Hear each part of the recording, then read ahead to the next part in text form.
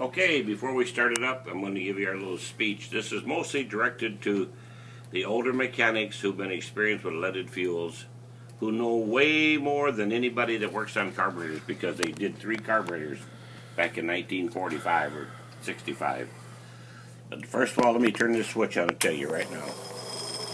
See that gauge that says 3 pounds? If you got more than 3 pounds pressure, don't even, you just might as well go back and turn your keys off. Turn your key back in. You gotta have 3 pounds pressure right here.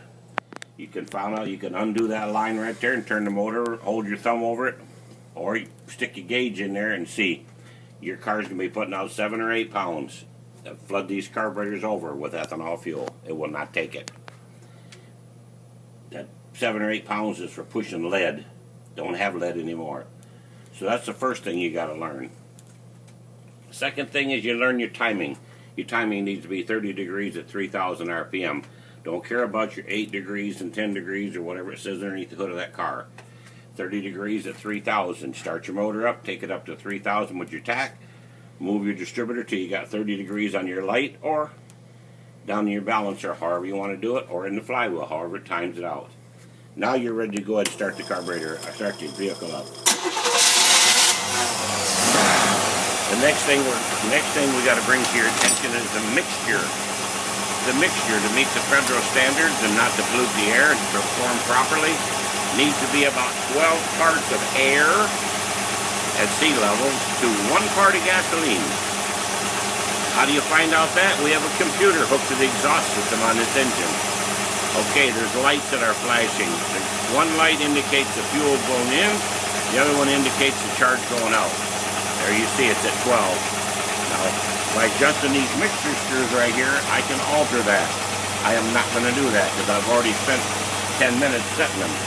The interior of the carburetor is already designed so that when we accelerate, this mixture is going to start getting thin till it gets up to the atmospheric pressure around where you operate the car.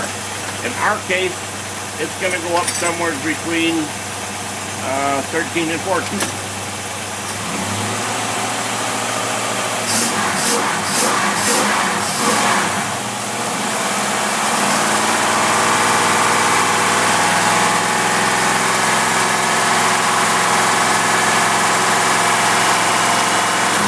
That was 60 miles an hour right there, and you see where it's at, 13.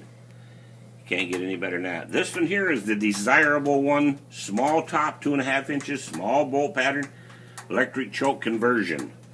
Some guys, they think they're so smart. The older guys, they want to hook the heat tube to it and run heat to it. And then you just burn more gas and it doesn't really choke when it's choking. We convert them to electric. When you get this thing, it's going to be turned off. That blade's going to be turned off stiff. You loosen up those 3 screws only when it gets 45 degrees or colder. Outside. Rotate that plastic cap until that blade goes over there and touches that inside of that air horn. Retighten those 3 screws, plug your hot wire back in here. You may have to get you a little adapter or something or whatever to stick it on there. But get that hooked up and your choke is set forever. And you're all done.